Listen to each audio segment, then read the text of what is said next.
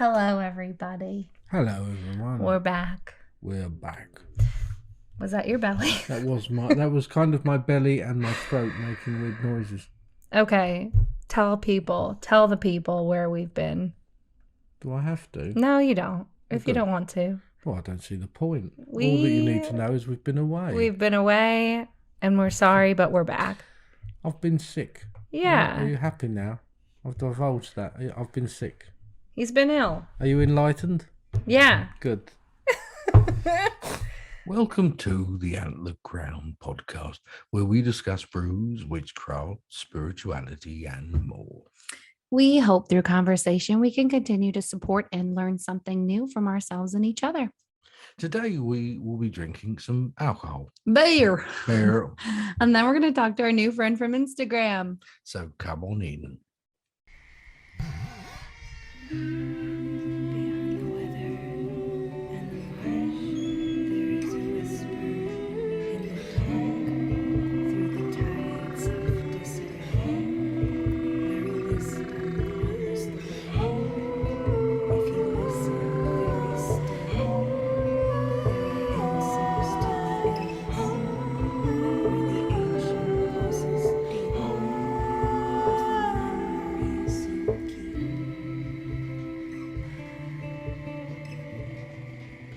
Welcome to the Antlered podcast. I'm Elwyn, and I'm a witch.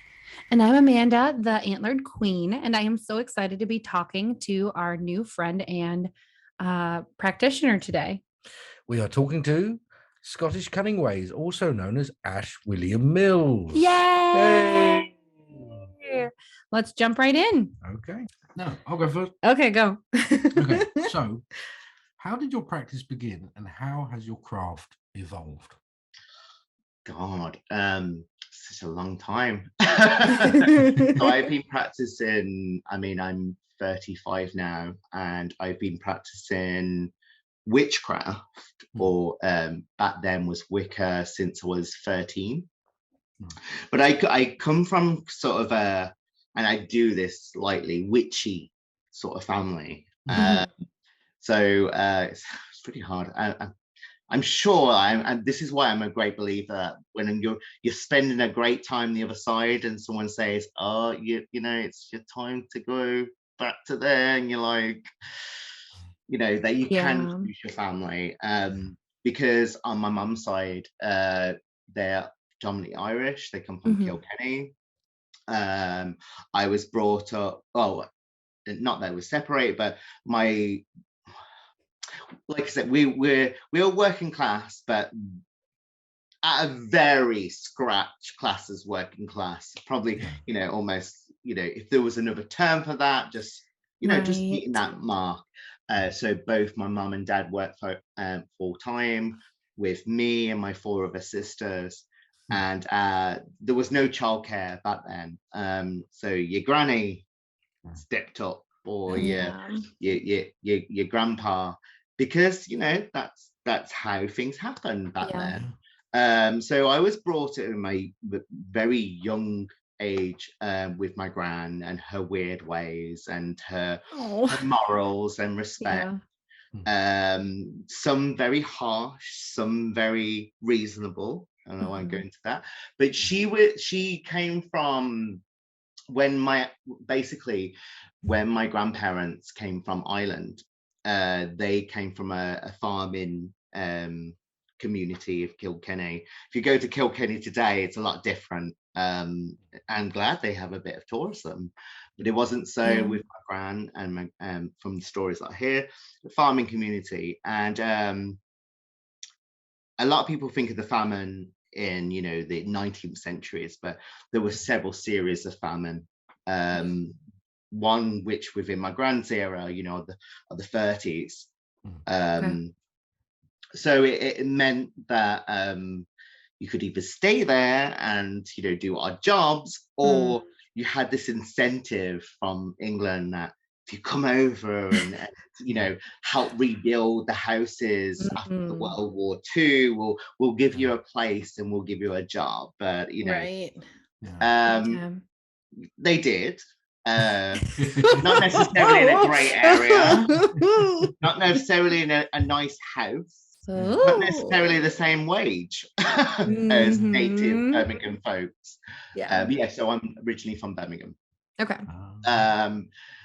So there's this whole thought of, with that, is securing luck. So you could have luck in one hand, but the other you could lose it. Right. Yeah. And that was very apparent with my gran. She was very anxious of little things like if you have your friends come, they were to take their shoes off at the door, not not because of respect, because the dirt. They don't know. They may have walked into a house that was unlucky. Yeah. So that unluckiness could be tread into your house. Okay. Right. And it's prominent amongst about like my family's like my own, like working class. Okay. Because anything could happen, and if your luck is doing really well for a couple of months, you want to secure that. It's kind of like trying to think a comparison to today. I guess like the stock market, Yeah. If your stocks are doing well, you want to support that, and you want to make sure the stocks are doing well, and if not, you want to quickly change them. So I remember that if I did have friends allowed in my grand's house, because she was very picky, yes. Good for her. She'd know she'd look at them and she's like, I don't like them. I'm like, you've not spoken to them. Like, and then there's some, she'd be like, yes, come in, are you hungry? Oh, would you like a bit? I've got bread, got this, got some dripping, I've got some spam, like, all sorts of things. And then she looked at them, she's like, nah, I don't like them. I'm like, they've not even spoke a word. But she would know. And some cases, which I won't go into, she was right. So my gran used to say stuff like, that we carried the second sight. Unfortunately, or fortunately, depends how you want to see it, or situation. So yeah, and she used to do things like, she was predominantly Catholic. So she used to do things like, if someone was pregnant, they call it a cul-de-sac. Yeah. Right, but we call it a grove. Right. Okay. And I think you'll get this reference. Biker grove, like biker grove. Yeah. So but the official term is a cul-de-sac. And these little, and it's basically a curved, and it's hard to explain. So if you've got a main road and then it curves off into like a crescent of houses, these can be communities in themselves.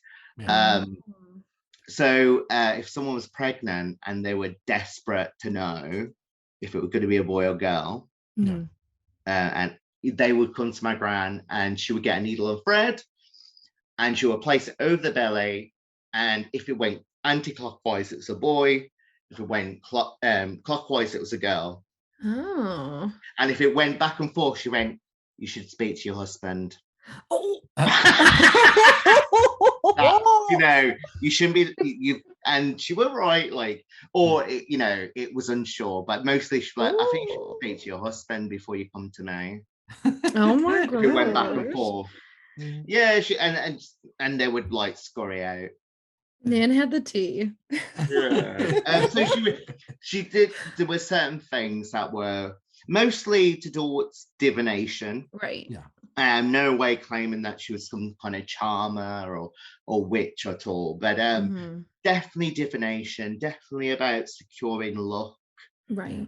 And I think it comes naturally within places like with what we call the Gaeltacht areas, people that speak Gaelic, people from Ireland, the Celtic areas. I think it's something that everyday sort of people practice, right? Really, and mostly within the working class, because again, luck is like a scale. It could tip both ways, really. Yeah, that's an interesting theory. I haven't heard that before. Well, you know that, like, I remember the first time you put shoes on the table and I freaked out.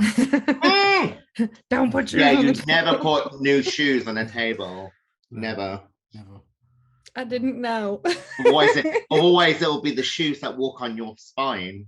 Oh, cool. Mhm. And you open an umbrella in the house. Yeah, well, I didn't know that one either. I mean, it's obvious. The umbrella, Yeah. you open an umbrella outside when you're expecting rain. You don't want rain in your house. Yeah, never in the house. Geez. I mean, everyone knows about the salt, spilt salt over your left shoulder, blind the okay, devil. Yeah, I know that one. She was thinking of tequila. I was like, everyone Tequila. knows She's like, salt, is there a bit of a lime involved? Yeah. Yeah. That's really interesting. I like that about how you're treading. You don't know if they've walked into a bad situation and you're treading that luck into your house. I really like that concept. It's like footprint magic. And I think it's like the awareness especially from my gran about the threshold. Because it's not just about taking the shoes off. Like I said, like if she just didn't like the look of them. Right. And it wasn't just about their appearance and stuff. She just knew. And like I said, there were certain cases where these friends of mine proved out to be not so good friends. And she went, I told you, didn't I fucking tell you? Like, fuck, you think I'm fucking down the loony bin? Like, the loony bin is like, it's an old word for like going to the insane asylum. Insane asylum, yeah. Yeah, the loony bin. Gosh. Yeah. Did your nan used to wash the front step? No. She never used to wash the front step. That was something my like I remember growing up was watching my nan like scrubbing the front step like religiously almost daily and then getting water and throwing water over it and scrubbing it again. And it's like, I always think, who does that now? Who's just I've got to go and scrub. It sounds exhausting. I think the only thing I remember, my gran used to wash the front door. Yeah. And because I used to call it keeping up the appearances. So your front door should always look clean. Because if it doesn't look clean, then it's a reflection of who lives in there. And my gran was this is another thing. So my gran would never have stuff like holes in socks. She'll like get them up, she'll either like take them off you physically, sew them or throw them in the bin, because she would say that's a sign of poverty. And that's not a case of her looking down on people that are poverty. It's because we're living that state, again, secure in look and our status, working class. Right. We don't want to be poor, we're working class. We're just basically scratching on working class. So she would, holes in socks and stuff like that, she'd be like, sign of poverty, either gets chucked out or gets sewn up. Wow. Mostly she'd sew them up, because I'm like, this is like my second pair this week. I can't keep coming over and you throw them away. Like, come on. I get that, because like when you do have a hole in your socks, sometimes you just be like, I'll just wear them. They're still. I think I'm actually. Oh my god, yeah. Like, about it, like I'm actually wearing a hole in the sock. God, she's turning their grave. Yeah, I was gonna say. It's natural appearance. They wear, aren't they? They're on our feet, but again, it's not looking down. It's that thought of we're already met this class, what we are, and like our look. So wearing holes in socks is like a representation of being lesser than what you are. So you don't want to encourage that. It's like that whole magical thinking. I mean, you don't want to invite the idea of poverty. Yes. By wearing it. Although you're probably almost scratching that already. But like, it's. I mean, she wouldn't have said magical thinking, and she would certainly not say superstitious, because she hated that word. She used to call it pompous. People that say superstition, but it's I would class as magical thinking is that sympathetic magic.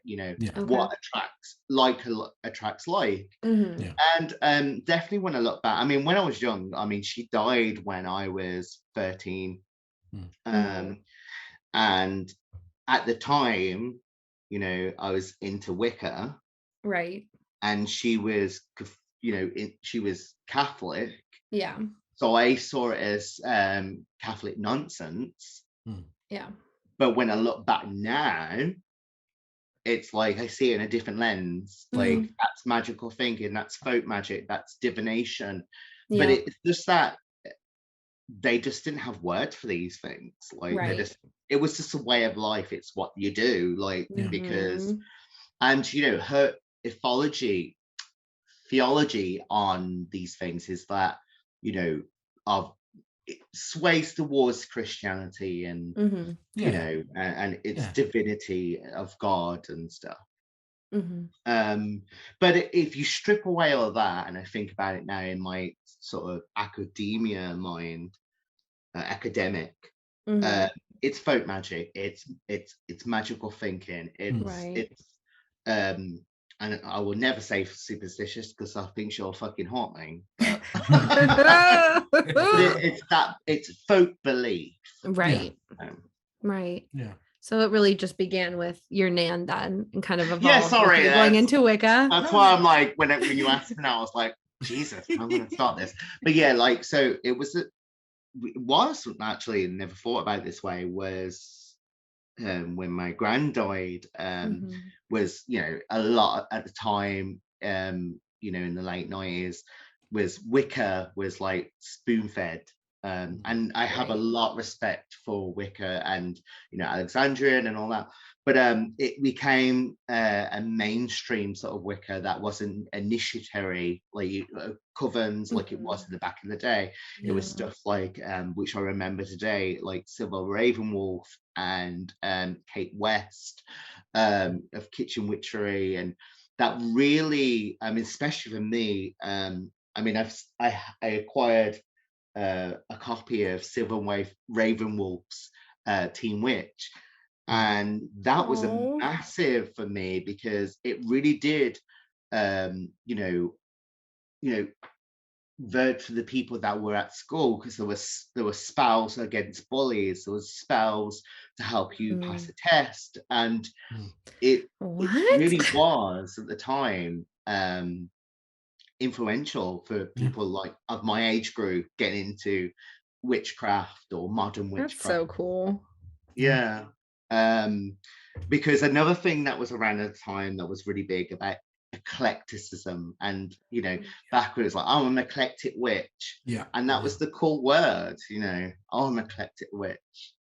I think it still is a cool word. It is. A lot of people say they're eclectic witch that I think talked it's to, because they don't want to. They don't want to define. They don't themselves. want to commit to something. Because they feel that they will miss out on something, so they just remain open. Yeah. Which, to be honest, I think say you're a witch then. Ash put it better. Instead of eclecticism, just be by saying, I don't have a defining religion or it's just witchcraft. Yeah. For me. Yes. That's enough, And I think the reason why they were saying that, because it was at a time where Wicca was very much initiatory, like, so you had to be part of a coven, you had to be a part of two traditions, either Alexandrian or Gardnerian. Gardnerian being the first. So it was at a time in the 80s and 90s where they were really going away from the idea you have to be a witch. The only time you could be a witch is be part of a coven and be initiated and have like so many degrees. So for them to say I'm a eclectic witch was like at the time was probably like, fair enough. Like, I don't follow tradition of Gardnerian or Alexandrian. Yeah. So it allowed them to be eclectic and be a bit more fluid with it without being part of a tradition or a coven, or be a part of initiation to a tradition. I think what I've found now is that there's a huge surge of people looking for traditional witchcraft now. Yes. Taking it back to this thing, which I love, because I remember, like, I was never Wiccan, but I remember getting the internet for the first time. Yes. On the massive screen. Remember the screens that used to kind of have to sit kind of facing. Yeah, you have to have a sturdy table. Yeah, it was. Not like I can do now with my laptop, which is simply resting on my table. And I remember, I don't remember, was it like Ask Jeeves or something like that? Yeah, I remember typing in like witchcraft, thinking, because the internet is full of information. Let's see what's there. And it was just Wicca. It was just Wicca. And which is fine. But I was like, wow, this is like huge. This is massive. And now things that I wanted to find then, you can find much easily now, much more easier. There's a lot more of forms of traditional. I think people really are beginning to look at that whole thing about there is more there. They're stripping back to the basics, because one of the things that I think doesn't really appeal to many people is the essence of high magic and ritualistic magic. People don't have time. People don't have the money. Also, this is things like, you need to do this, you need to get these things, you need to get those things. And it's like, I don't have time for this. But then, so they look back in history, the people who didn't have these things. And it's a bit more practical. It's so much more practical. And I think what put people off originally is what you said, is that there is this theological element to everything there, that there is talk of the Bible and the Holy Father and all these things in these the smells and bells. Yes, exactly. And it puts people off. But I always think of it as like, these people had to go to church. If you didn't go to church, people would start talking. These people lived in a very small community and worked their craft in that small community. In order to do so without raising too much suspicion, you would have to incorporate religion into it. Otherwise, people, for one thing, people would probably feel very uneasy coming to you. So I think for a lot of it was for other people's benefit.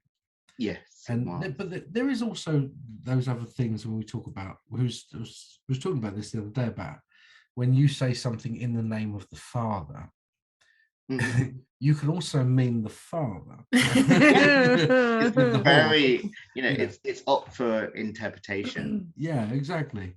And I like that. It also comes from that idea of what cunning is as well, the natural form of cunning. These people had to be cunning because being found out was a matter of life and death. But also using your natural cunning in a sense it's actually quite funny, because it's one of those things that you ask so many people, like, what do you see when you look at this? And they'd say, well, I just see this. It's what their eyes see. They don't interpret what it feels like and all the other things that it could be telling them. And everyone has a different interpretation as well. Exactly. Yeah. Absolutely. And using the cunning in that sense, is such an important and vital tool in folk magic. But at the same time, it feels some days that some people aren't naturally adept at using cunning in that way. Do you know what I mean? I get what you mean. People need it all kind of spelled out with a diagram and yeah. Do you want to ask? I feel like that was targeted a little bit, but we're not going to go into that. It wasn't. I wouldn't do that. I know why you saw it like that at all. I was like thinking about the other communities. I didn't mean you. Oh, okay. No, I understand. This is a time where you can give them that like little nudge now. Give them. No, totally. And see, I've looked like after reading works of Ronald Hutton. I remember his first book I read was Stations. He did Stations of the Sun, Triumph of the Moon. Okay. And it goes about the whole history of how modern witchcraft came to be today. And he has it spot on, where I think the way witchcraft developed back in, Gardnerian, even like, Alexandrian, is that people, in order to make themselves comfortable with witchcraft, it had to have elements of ritual. that developed that resembles something that was either Protestant or Catholic. Mostly Catholic, and a lot of it was influenced through Freemasonry as well, especially within Gardnerian tradition, which was well accepted in around his time in the 50s, which is the hometown of Scotland, Aberdeenshire, where Freemasonry started. But it's basically, looking at that magical elements within societies like the Freemasons or the Stonemasons and Catholicism and Protestantism.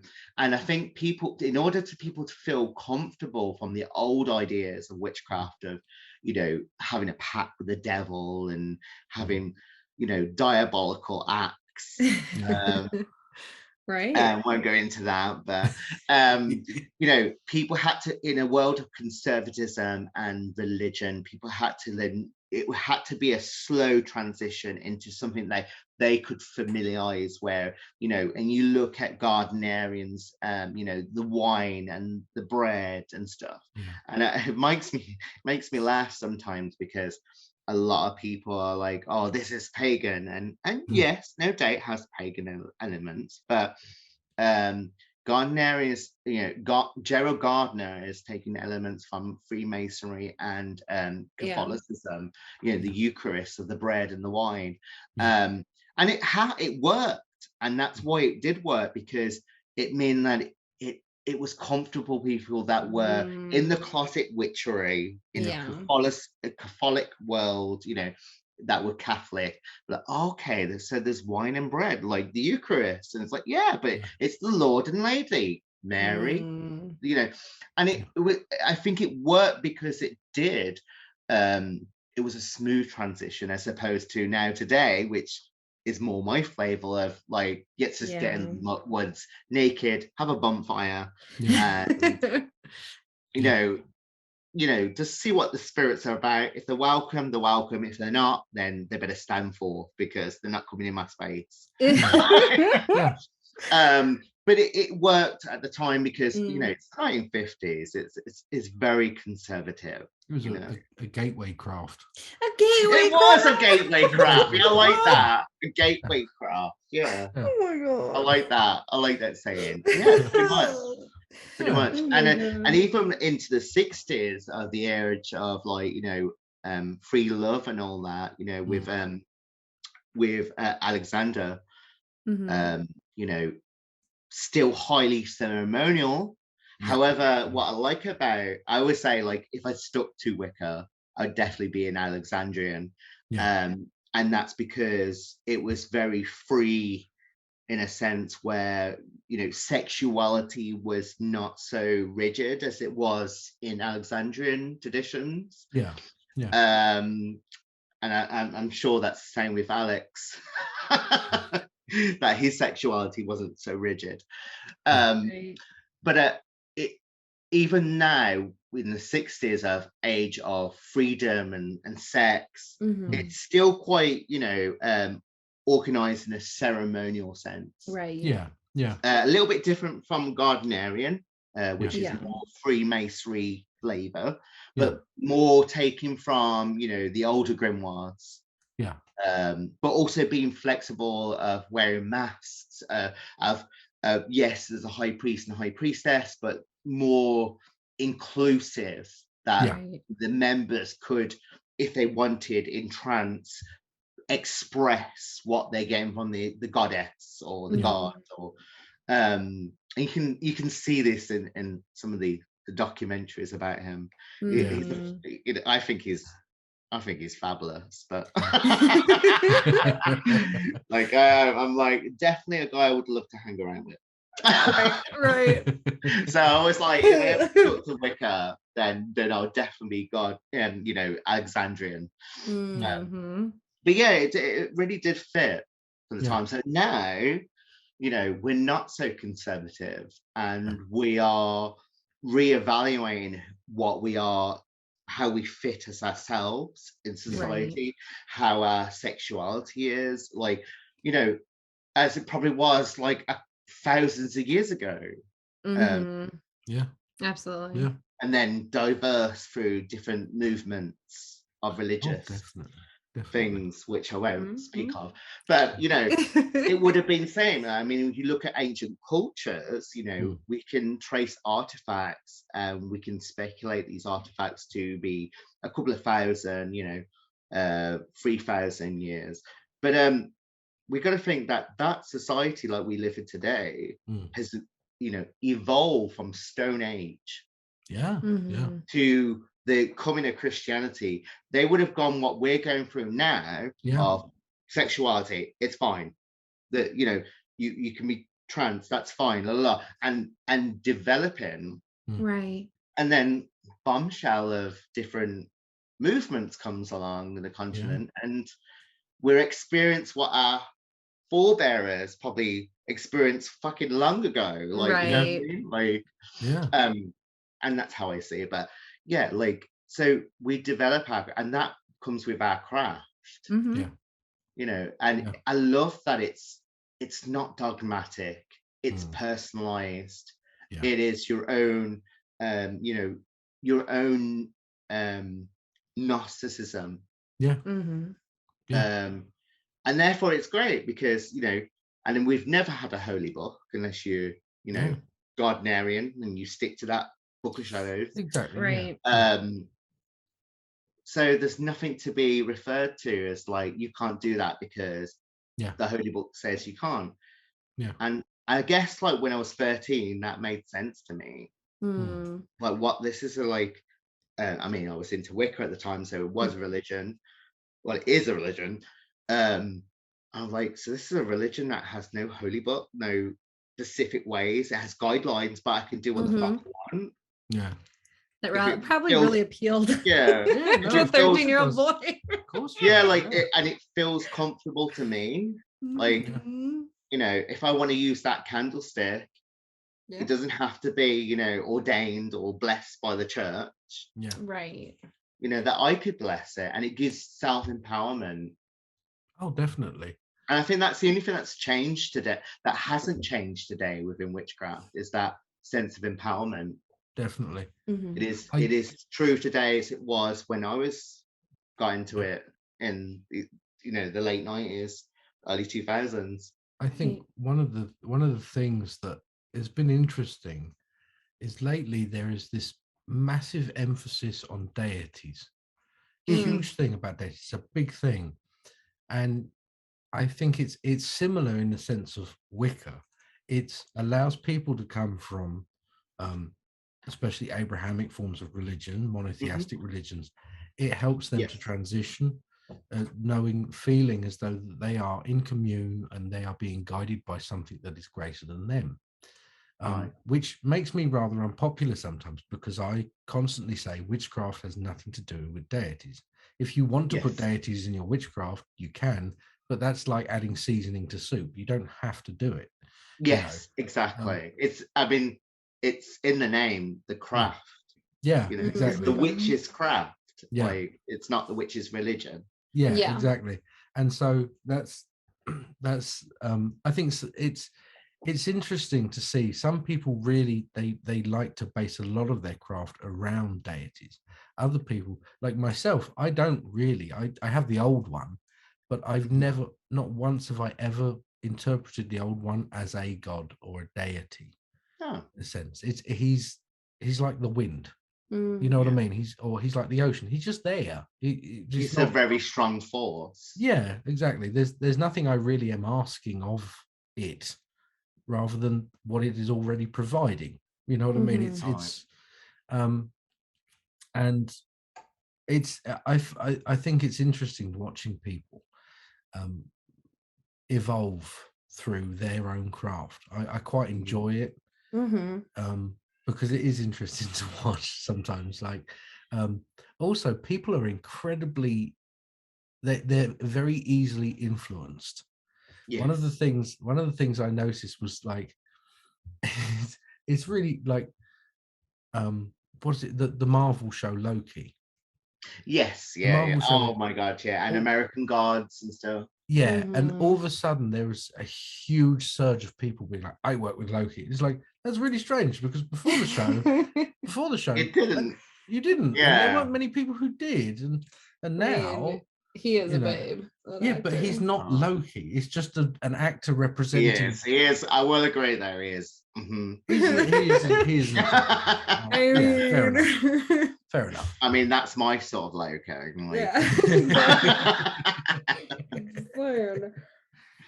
Cause me mischief. Yeah. Yes, I know what you mean. Like, it's through. It's same as like here with Outlander, which is good and bad in a way, because I'm a great supporter of the Gallic medium. You know, Gallic being spoken in schools where Gaelic was spoken, and I'm lucky that I have, you know, Scottish Parliament supports many languages in Scotland, one being Gaelic. But like, so now through Outlander, you know, everyone wants to speak Gaelic, and they're going on Duolingo and trying to learn it, which is probably a bad. I mean, it's great to start off with, but the conversation structure is not the greatest. No. But like it's bad in the way that it sort of creates this craze. But also it's good because then it shows within Scottish Parliament, you know, it's still in need. It's still within the people, and it's very much something that everyone loves, the language and the poetry. Oh, it's a huge thing. It's identity as well, isn't it?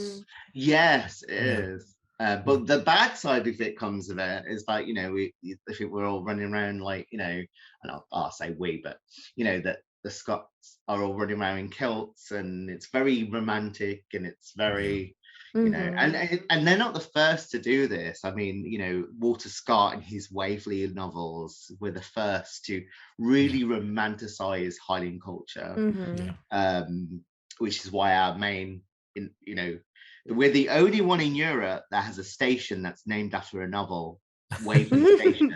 Yeah, Waverley Station is after Waverley novels by Walter Scott. Yeah.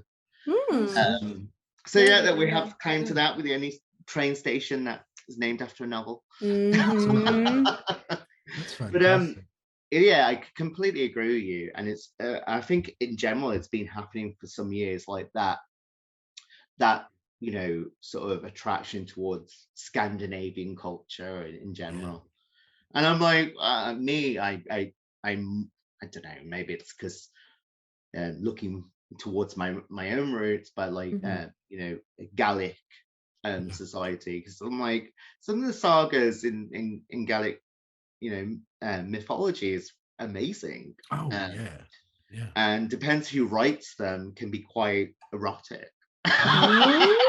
I mean, like there's some temperamental, you know, like contemporary authors that are, because we've got to see now, right? So when people are recording stuff, like, I mean, we're lucky that we have so much about Scandinavian culture through the sagas that they wrote for their voyages, but it wasn't so with you know, Celtic people, and it was just recorded by monks.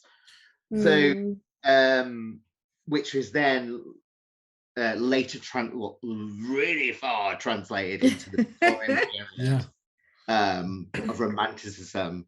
So you've got like two interpretations of the text. Is the monk that is trying to you know, do their romanticism through a Christian light, and then you do it like the Victorian era, which is a massive stemming in several centuries of a different kind of romanticism of, like, you know, the passionate Scot, or the you know, strong Irish, and so there's a lot of work that's going on at the moment where people look into the original texts recorded by the monks and seeing a lot of discrepancies between the Gaelic translation to the Latin, Latin to English. So there's some that, you know, that's quite raunchy. Mm-hmm. That was probably missed out by the monks Mm-hmm. in their Latin translations. Yeah. Well, those are I'm going to need to read. So I'm going to need a list of those ones. No, some are raunchy, some are just bizarre. Oh, wow. Because and take some that. some is like really bad male ego as well. Yeah. I remember one that was written by a monk who was, it was a Scandinavian peoples. Okay. And it was just a local peoples where they had this. He recorded that everyone had gathered on the top of a hill to watch a man have sex with a cow. What? And then when he'd finished having sex with the cow, he cut the cow's head off. And then they all celebrated. What? Yeah. Now, this is like way, way, way old. Yeah. Yeah. But is it true? Probably not. It's propaganda. It's propaganda. Exactly. Because this was their job. This was they were like, go and Christianize pagan peoples. Okay. And by doing so, report back of the ghastly things that they were doing. It's kind of like when I make an example. So in the the 15th centuries, where there's this massive clash of like Catholicism and Protestantism. They're all causing propaganda each other. I mean, I believe there's one blog post where it predicts the Pope as being the devil himself and having some bagpipes as the devil's face. And like, you don't have to look. If there's divide, there's propaganda. Yeah. And I always think that. But yeah, like it's fascinating to kind of look towards today. I've got some classics myself, but you have to take them with a pinch of salt. Yeah, you do. Especially with the translations, really bad. Who knows what you're translations from Gaelic to English. And I'm no way advanced to myself. I'm at best conversational wise. So don't come to me if you want a translation. I'm not fluent in no way, but there's certain things that you can see that is displaying either deliberate or accidental, like miss translation going on there. I guess it's like the Bible, isn't it? So true. It is really, yeah. There's some anyway, the Tuatha De Danann, which actually is really interesting because there is. I remember reading, and the translation could be interpreted that the monk who visited an island, it was a small island off the coast, basically was so astounded by the healing qualities of these people, the craft and the poetry of these people, based around the Tuatha De Danann, that he decided not to go back and to remain there, and basically ended up converting. But once again, I can't remember where I found that. It was in a book that I read. It's quite possible. I mean, especially within the early medieval period, where I guess people don't know what to believe. Yeah. That's fair. Like you've got Celtic. There's so many flavors of Christianity going on in Britain or the British Isles that it's kind of like in the early medieval period. It's like, well, you can kind of pick what you want, and people be okay with it. But now, it's not so. Today, even today, it's like, are you Protestant? Are you Catholic? Are you Baptist? Are you this? And all of them think they're the true. They're the true religion. Yeah, they do. But yeah, it's quite possible of that period to be like, well, I was brought up Christian. I've gone over to Ireland, and this makes sense to me, and I'm not right. I'm not going back. Yeah, I mean, and who's going to track you? Who's going to figure out who you were? Exactly. I always think, there's always two sides to a coin. So, and especially when it comes to conversion, it's not all about the one side. So quite possibly true, I'm sure they did. I'm sure that they covered up. How many missionaries did they send, and how many actually came back? Exactly, yeah. And it's like the craft today. It's all depends on the person. Yeah. It's Yeah. very personal to what you resonate with. Yeah. Right. But it's just that sort of history that people don't speak about, is that the other side of conversion of Christian missionaries going over and like, actually, this I really like this. Like, Yeah. you know, like, so like, now I can do this, and like, you know, and how much wine you got? Like, right. like, oh my god, like, so I can have sex with men and women, like, you know, like, and I'm kind of like, you know, can we just say that I was killed in battle, you know? Yeah. You know. Exactly. Should we talk? I'm gonna totally butcher this, but Isobel Gowdie. Yes. Yes. Did I say it right? Yeah. Hey. Yeah. What do you mean? Did I say it right? It's not an I Arabic just learned name. about Isobel Gowdie. Well, it could be pronounced like Gowdie. Gowdie or something. No, I know.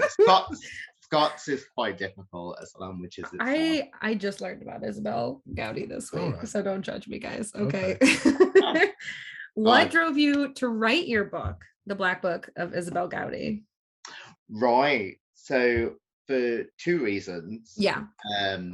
Because like I said, I've been running under social media Scottish Cunning Ways for 8 years or so now. And a lot of people would come to me and be like, there's not much written about Scottish. There is, but you have to look for it where it comes to Scottish folk magic. Okay. So I'd have people come to me, and in the end, and it sounds bad, I would have like copy and paste to chapters, what books and what to look to.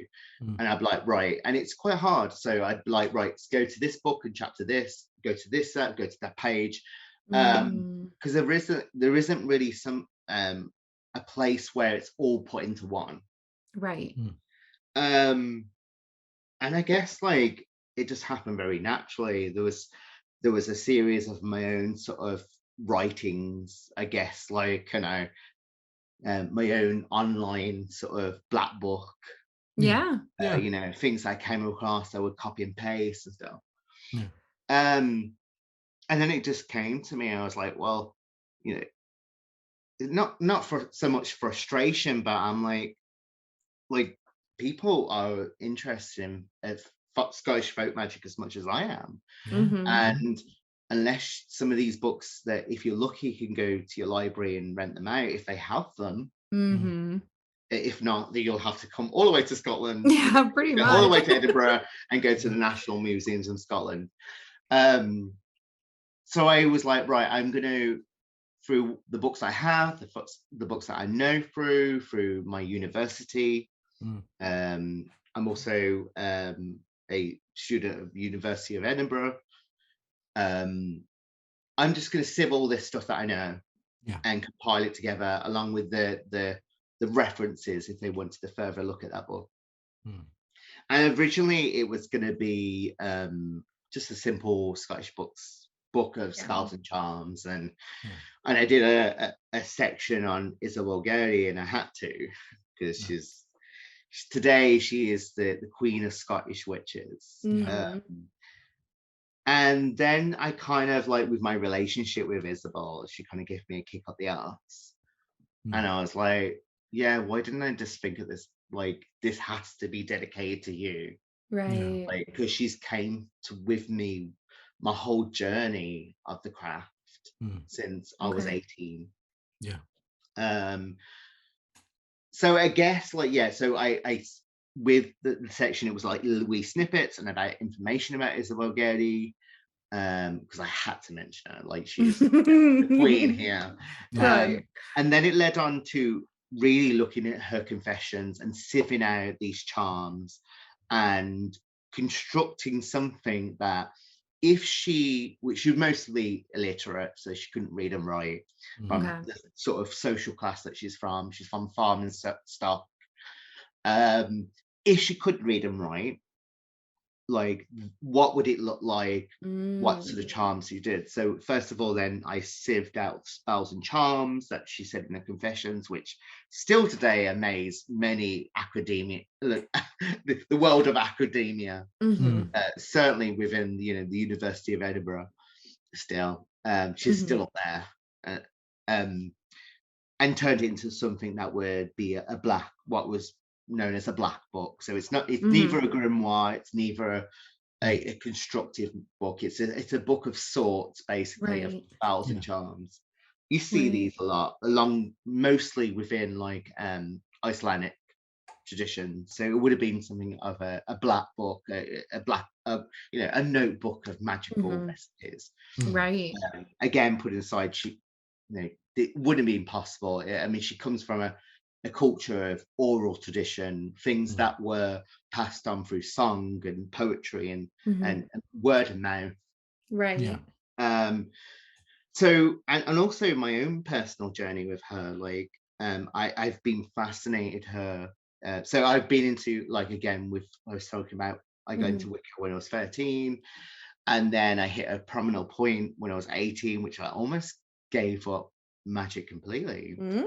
Okay. Yeah, I just got sick of the whole, like, again, the whole smells and bells, and I'm like, this is what it's about. And then, like, I guess I was just looking for something like I realize now, something very simplistic, Okay, and very practical that I could do everyday life, that I could just pick up a candle and put my intention into it, stick a needle in it, and it'll be done, right, without doing a circle, without cleansing the area and stuff. And that was my journey through traditional witchcraft and folkloric magic, like witchcraft and magic. And that's when I discovered Isobel Gowdie, and also at the time Hecate as well. Okay. Although she didn't stay in my life that long. I think she was just like, yeah, you need to go that way. And then she was gone. So I was like, okay, but yeah, I mean, she is the crossroads lady. So if you're stuck at the crossroads, she's like, look, you need to go that way. And then she was gone. Absolutely. I call her my spiritual mentor. Yeah. That's amazing. Will be. And I'm not the first within Scottish witchcraft tradition. There was a woman called Bessie Dunlop who lived in Ayrshire during the 14th century.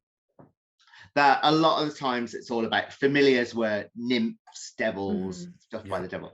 This wasn't so. This was her familiar was son that was a ghost. Okay. And his name was Thomas Reed. And he told her that he died in the Battle of Pinkie. Oh, right. So he was actually a ghost. Yeah. But not just a ghost. He must have been a dead conjurer, because he was the source of, like, her knowledge of herbs to mix and charms.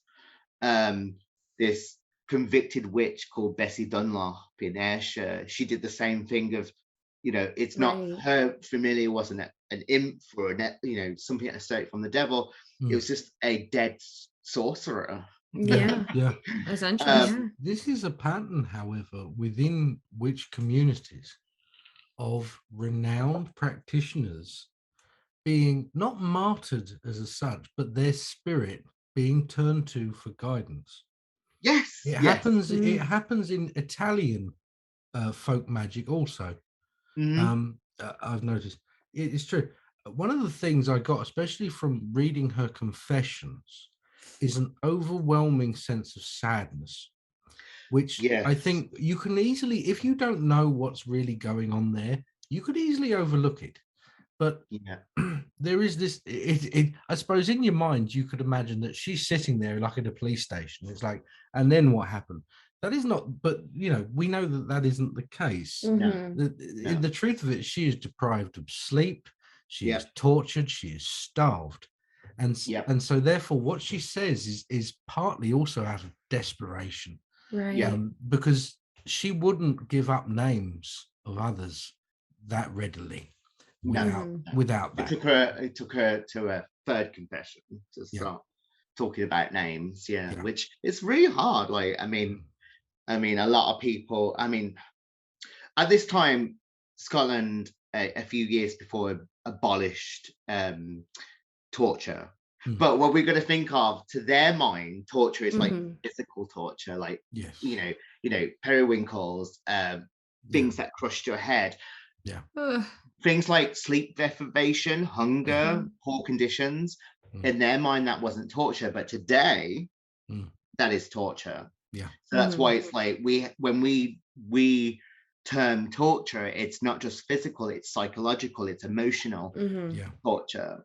But to them, torture is, oh, we've abolished that. We're not, we're not doing physical pain now, but it's okay to provide, you know, starve of sleep, starve of food, starve of conditions, because that's not torture, eh? Like, definitely not. Like, I mean, we gave her somewhere to stay. Like, exactly. Like, we put her in a room. That mindset. There wasn't enough room to sit down. She could only stand. But we put her in a room. You know. Yeah, she had a room. Like, I mean, it wasn't a great roof that was leaking. There was some disease, but you know, she had somewhere to stay. Like, we didn't just put her to a tree. Like, we're good Christian folks. God. Like, but that's the mindset of of that day. And I feel like when they're subjecting her questions of what a witch is, let's just face it, these are based on like Germanic beliefs of, you know, the Malleus Maleficarum being very influential in witch hunts. It was published by ex-pope in Germany, and when you read it, it's like the you know, script of a madman. Yeah, it is. I mean, a slightly depressed sexual behavior as well, because he does like a whole chapter about how the witches kiss the devil's ass. She loves that. She absolutely loves that. I bring that up all the time. But a whole chapter on that of when they do it, how they are expected to do it, where to do it. And I'm like, He goes into too much detail. Yeah, I'm like, are you wanting your good image, like, to stop? Like, and also, he was like, the whole thing is aimed at women. And that's where, you know, in the Middle Ages, in medieval society, the word witch was not asserted to any kind of gender. Anyone could be corrupted by the devil and be in league with the devil. You know, influential, go to the dark side, because Eve took that apple from the Garden of Eden. The original sin. And that's why women bleed once a month to remind her of her sin. And you know, so he really plays on this, which is the Old Testament. And that's why he's focused. That's why and mostly women are subjected to the witch trials. It's because of the Malleus Maleficarum. Myself has a wee announcement. Yes, please. So I don't know how to drum roll or anything like that. I'll do a drum roll. But I'll just say it. So after several months of work and acquiring artifacts through Scottish Cunning Ways over 8 years, I will be opening a museum of witchcraft, fortune telling and magic here in Edinburgh. Come cafe as well, which is going to be called the Witch's Kitchen, which again is remembrant to Cecil Williamson, because when they were in the Isle of Man, it was his wife that said they should open a restaurant which was called the Witch's Kitchen. So that's so there's a little not to him. Also, the premises is under class of having, you know, being a restaurant come retail place. So in all of that, I would like to show some artifacts from the 3 categories of witchcraft, fortune telling, and witchcraft and magic. So my first one, which is my 1920s crystal ball. Oh wow! Holy crystal shit! Gazing ball in great demand. Landa's latest This craze. craze. All sizes in stock. That's about what Wow. the artwork. Yeah, so I mean, something like this, you'd see Yeah. like souvenir shops. Yeah. Right. And I'll show you. It comes with its own little original velvet, black Oh velvet. my God. Yeah. Oh, That's beautiful. it Oh is. my And gosh. you can tell it's legit because crystal ball today is completely clear and smooth. Mhm. You will see little ridges all along the ball, and that is because it's been hand blown. I was going to say, I could see it. You can see it's almost Yeah. like when you see like petrol on the water. Mhm. You know what I yes, mean? It's so like that. what you're seeing now is the ridges in which Yeah. it's been shaped. Wow. Yeah. How So, cool. you That's see awesome. crystal balls today, you won't get them. Yeah, they're you know, they're like a markings. lens, aren't they? Yeah. And this is the original velvet. It's quite tattered. Yeah. Oh, wow. But I love it. The next one, which is about magic, and this is more close to home. Yeah. So this was gifted to me recently, actually. So this is a candle holder that is from the 1930s, and a woman in South US used to use to counteract the evil eye. Oh, wow. Yeah. But you can see why the woman might have used it for counteracting the evil eye, because it looks like an old woman, and if you could see that eye slightly goes to the other side. Yeah, it does, doesn't it? Yeah. And it was a long belief that if you had back then they called the crooked eye. Yeah. So you had an eye that went to another side, it wasn't completely straight, that you had the ability to cast the evil eye on someone. Oh, right. Okay. And you would be straight away be, on the alert. If your eye was completely straight, or you had cataracts, you had the natural ability to cast the evil eye, and therefore could look at someone and put a curse on them. So this is awesome. By a woman in South US that used this to counteract the evil eye in her community. That is so cool. Thank you so much for being here, Ash. Thank you very much, Ash. You can find us on TikTok, Instagram, and Facebook as The Antlered Crown, or on YouTube as Elwyn the Witch. I offer a variety of readings, including bone readings, tarot readings, medium connection, as well as spiritual consultations, which are done live and scheduled via Zoom. You can also join our community on Patreon and get access to our Discord server, group meetings, one-on-ones with Elwyn, tutorials, discounts, and other goodies, depending on the tier level you choose. Yeah, and speaking of which, here's our Antlered Crown patron shout out. Rain. It's you. We have been doing our podcast episodes back to back, which you guys will find out later on. Yeah, so it's literally like a week later, so there aren't going to be that many new patrons. Just we're not that popular, so. Oh, speak for yourself. Anyways, next time we will be talking about the man, the myth, the legend, the bastard, Aleister Crowley, the beast, or the devil himself. And always remember, tip your witch, bitch. Bye-bye. Bye.